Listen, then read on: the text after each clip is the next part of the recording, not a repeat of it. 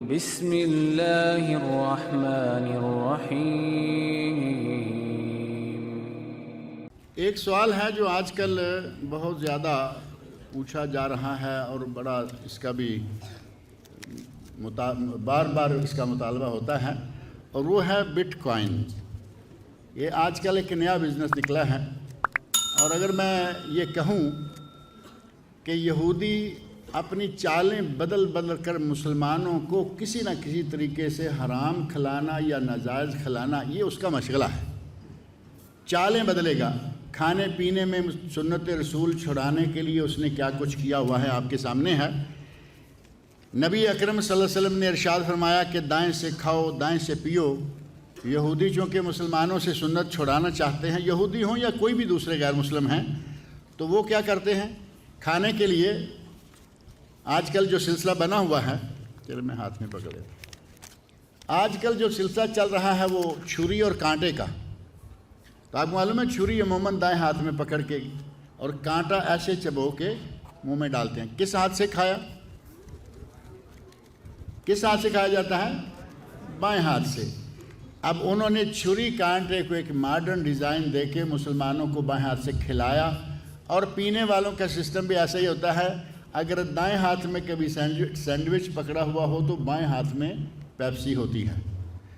چائے آ گئی تھی، چائے کہ مسلمان پیالے سے پیتے، کہا نہیں، کپ اور ساسر چاہیے۔ کپ دائیں ہاتھ میں ہوتا ہے، ساسر بائیں میں ہوتی ہے، اور ڈیلتے ہیں ساسر میں، پرچ میں، اور بائیں ہاتھ سے پیتے ہیں۔ اسی طرح جتنے بھی تجارت کے سلسلے ہیں ان میں سے یہودیوں کی سازشوں کے نتیجہ میں کوشش رہتی ہے کہ کوئی نہ کوئی ایسا کوئی سکیم، کوئی سسٹم ایسا ڈالیں کہ مسلمانوں کو یہ جو لگا ہوا ہے یا لگائیں، اس کو بڑھائیں، آگے بڑھائیں، یہ پیچھے نہ جائیں، حلال کھانے سے ان کو روکیں۔ ان کی بہت ساری قسموں میں سے سود کو نئے نئے نام دیے گئے، کہا گیا یہ منافع ہے، یہ پروفٹ ہے، یہ فلاں ہے، یہ فلاں ہے، جبکہ وہ سود ہی ہے، چاہے وہ کتنے بھی نام دیں گے۔ اسی طرح کبھی کوئی سکیم آ جاتی ہے، شیک ہینڈ سکیم، کچھ عرصہ پہلے ایک جگہ سننے میں آئی تھی کہ شیک ہینڈ سکیم چل رہی ہے، گولڈن چانس سکیم، خوبصورت قسم کے نام دیں گے، ہوگا وہ سارے کا سارا جوا، کسی نہ کسی طرف سے سود اور جوا، گیمبلنگ۔ ابھی آج کل یہ جو سلسلہ شروع ہوا ہے بٹ کوائن کا، یہ بھی آپ جانتے ہوں گے کیا آج کل یہ سلسلہ شروع ہوا ہے۔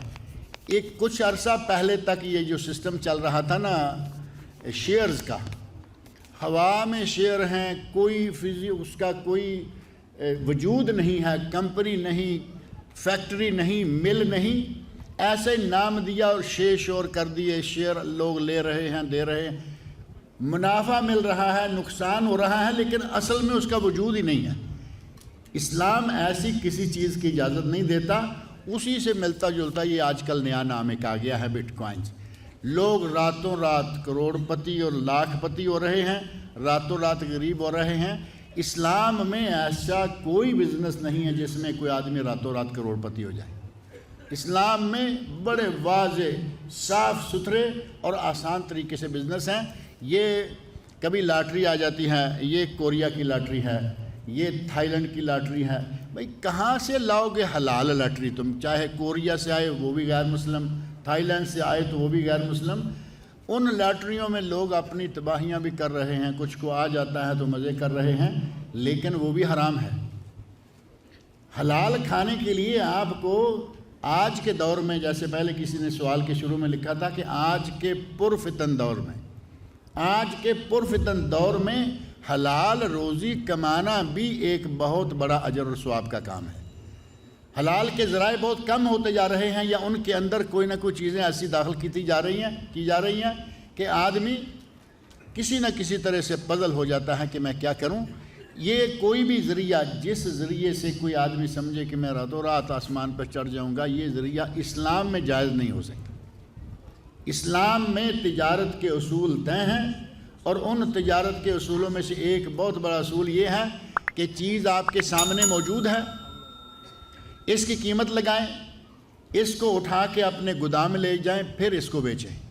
اور آج آپ کو معلوم ہے ہماری مارکیٹ میں ایسا کاروبار بہت تھوڑا رہ گیا ہے، انٹرنیٹ پہ بیٹھے ہوئے ہیں، بک رہی ہیں، خریدی جا رہی ہیں، ملک سے ملک بدلی جا رہی ہیں، کوئی کہیں ہینڈ اوور کرنے کا کھاتا ہی نہیں رہا۔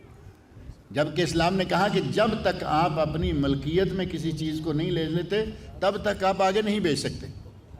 اسی طرح کا یہ معاملہ ہے جو نئے قائم جب شروع کیے ہیں، ان سے بچنے کی کوشش کریں۔